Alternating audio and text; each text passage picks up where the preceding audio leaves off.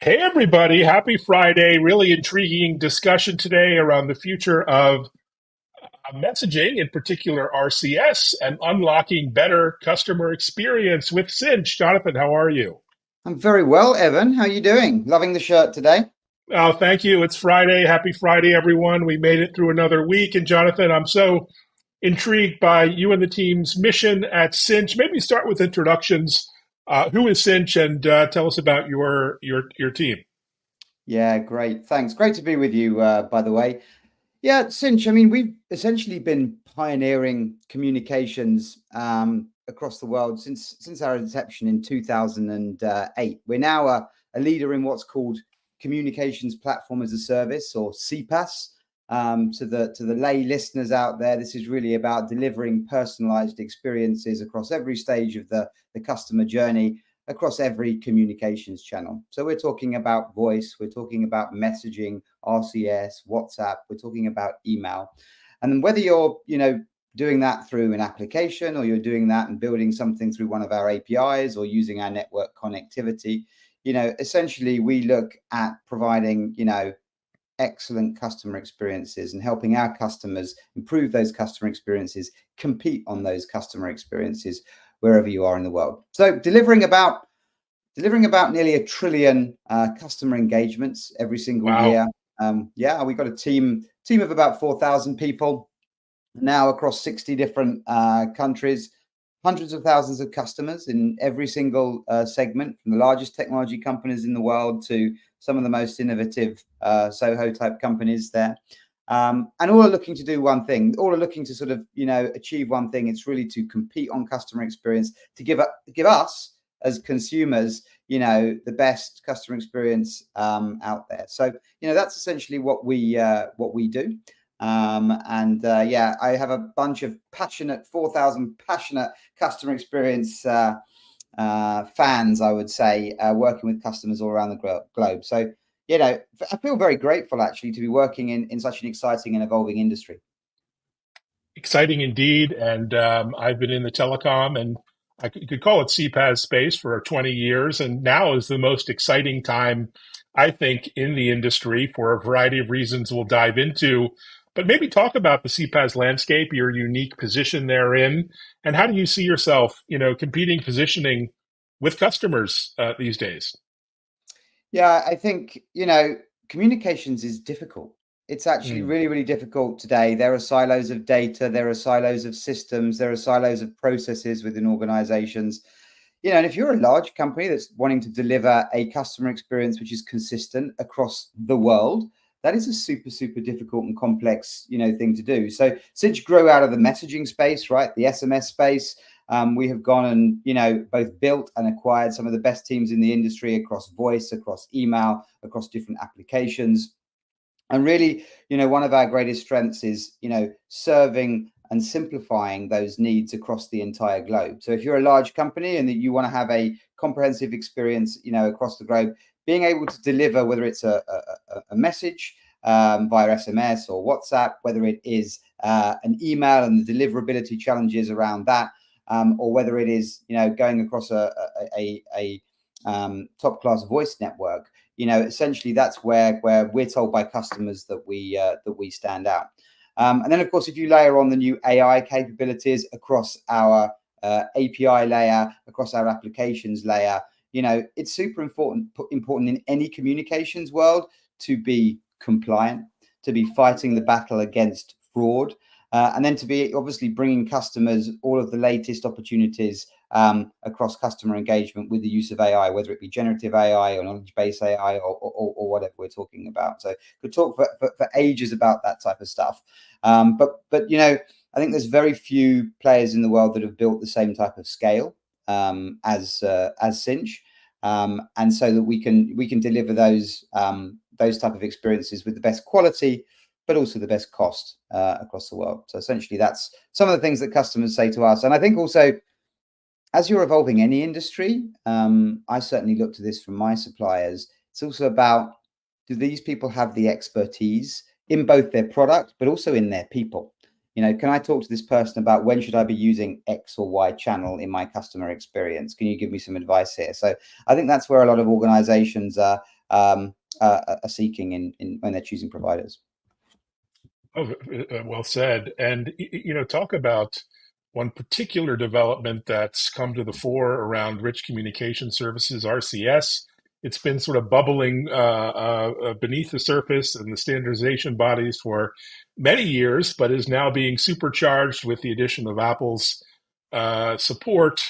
And explain the idea behind RCS and why it's so significant for customer experience in 2024.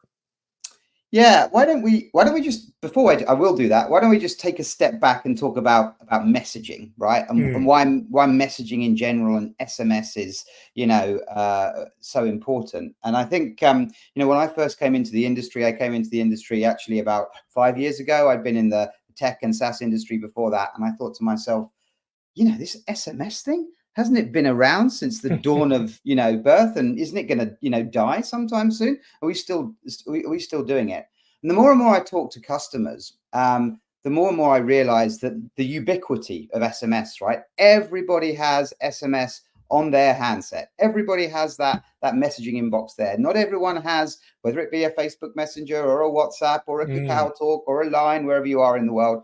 Not everyone has that app that brands and enterprises have, spent billions and trillions of dollars, building and want to force you in there. Not everyone's using that. So I think that the real strength with SMS, is really about the ubiquity of that channel. And so that's, what can you do with that channel? So the great advantage is that ubiquity.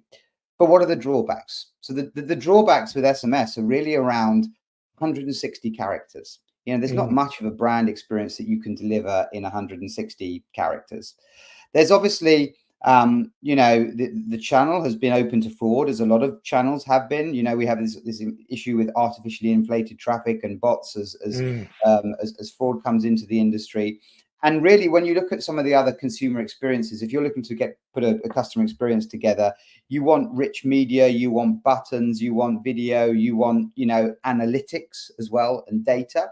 And SMS never had that.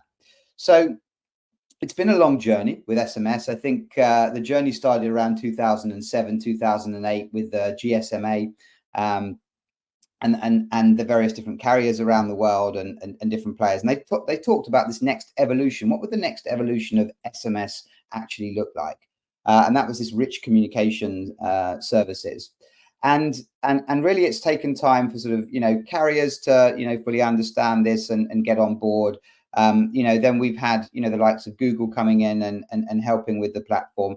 And what's really held SMS back is that it was only available on the Android platform and only on certain carriers around the world. And Apple Apple has never sort of engaged with it or taken it on. And so in some markets, right, it has been, it has certainly, had an effect, but really until you have that ubiquity point, until everyone can have it, I think in the US, I think Android's around about 30% market penetration, right? You've got that, about 15% of handsets sort of had RCS capability on it. So as a brand, yes, RCS was kind of a little bit interesting, but if it can only reach a small proportion of my incidents, why bother?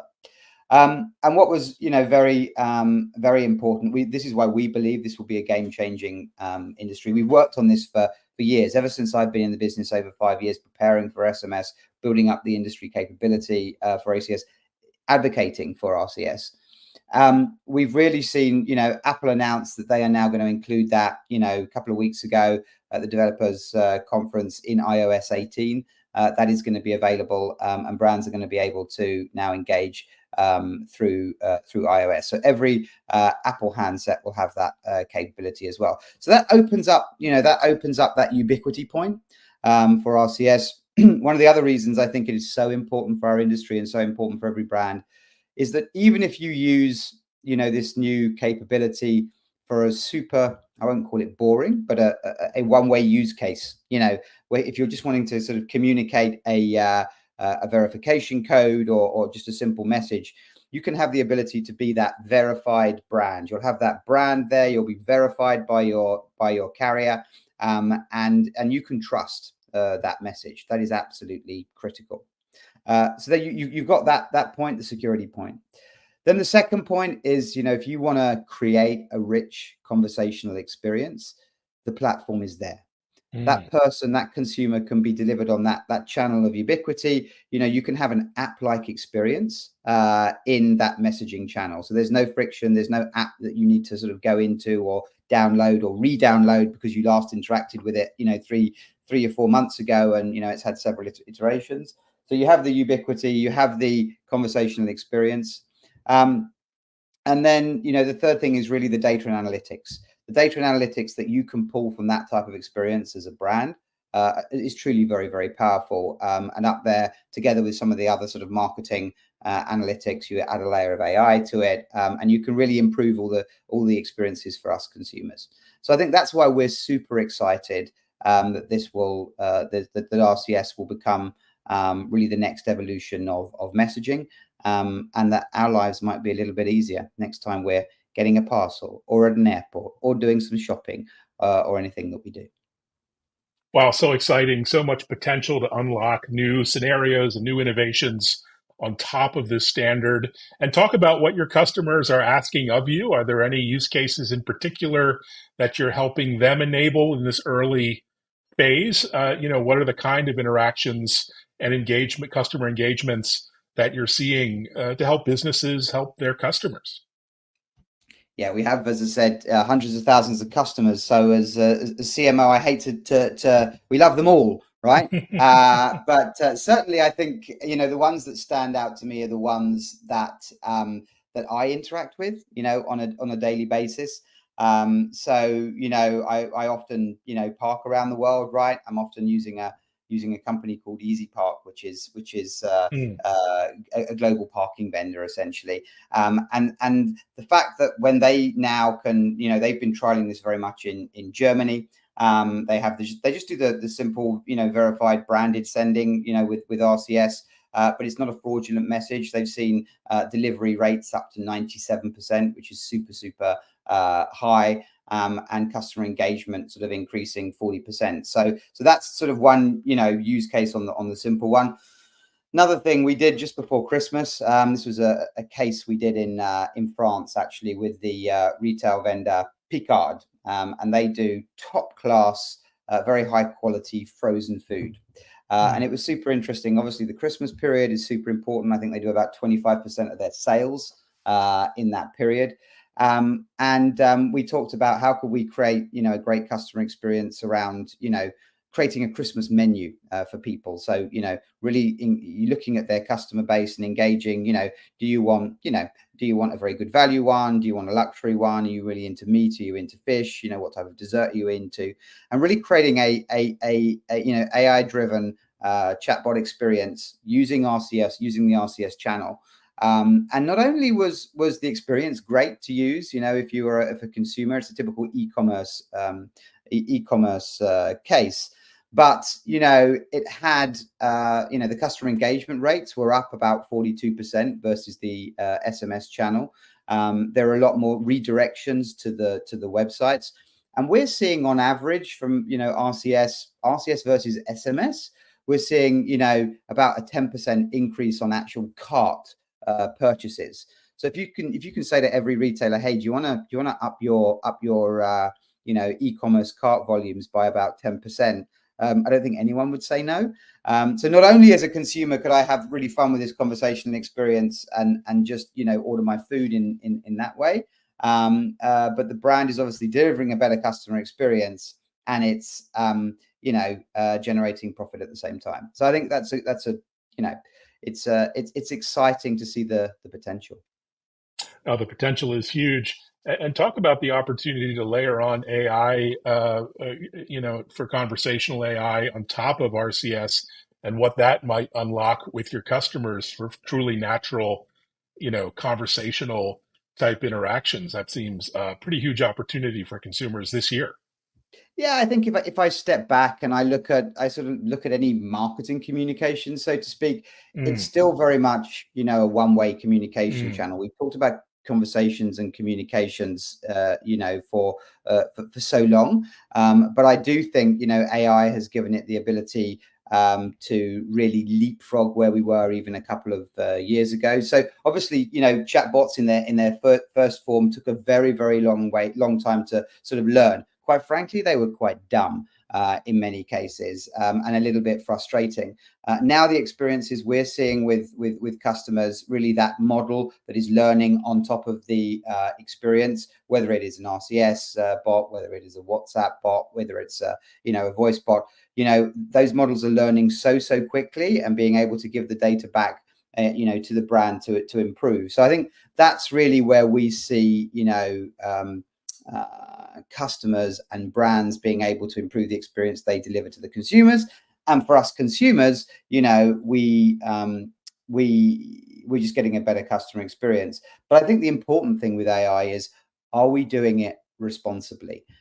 Are we doing it protecting both the consumers' data and the brand's data? And this is something we call intentional AI. At Cinch, there's a lot of hype around AI, but are we doing it responsibly? And I think we have a very big focus on that. A fantastic approach. And talk about getting started. Maybe I'm a developer, an app developer, maybe I'm an enterprise, and I want to start integrating conversational messaging or RCS into my services. How do I get started? What's the experience like? How quickly can I launch a service? And what kind of tools do you empower me with as that Yeah, I developer? think I think it's super important. I mean, if you're a developer, I mean, one of the APIs that we developed several years ago is an API called Conversation API. Conversation Mm, API is an API that has all of the communication channels you could want on it, and it's really an intelligent API that lets you enable, what do your consumers want to receive their communication on.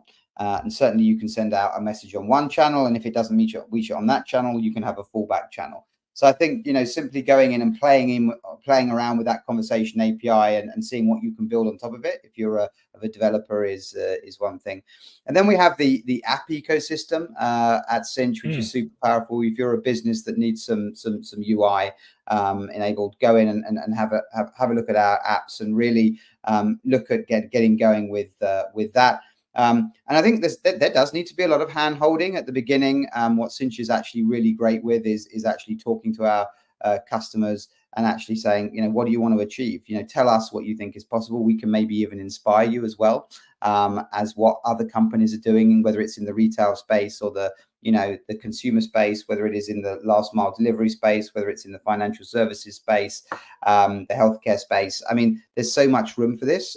So we often find some of those best conversations are obviously reaching out to, if you're an existing customer and there's hundreds of thousands of them, to your Cinch team member, or just contacting us on the website, and we can get going and hopefully give you the benefit of some of our expertise across these channels.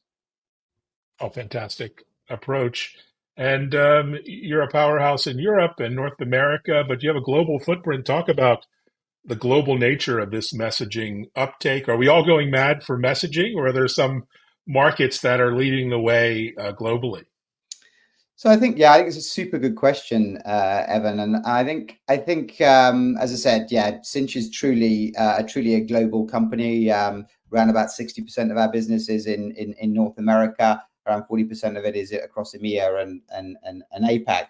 And I'm fascinated by the differences in communications, technologies and adoption for consumers. And I think, it's something I've been sort of saying a lot as I travel around the world and meet our customers, and actually particularly in North America, when I come and say we really need to be looking at Latin America, we really need to be looking at APAC and some of the innovations there, particularly on the messaging front, and learning from those use cases.